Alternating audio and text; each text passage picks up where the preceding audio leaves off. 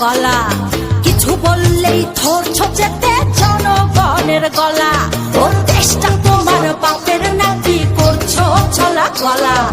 কিছু বললে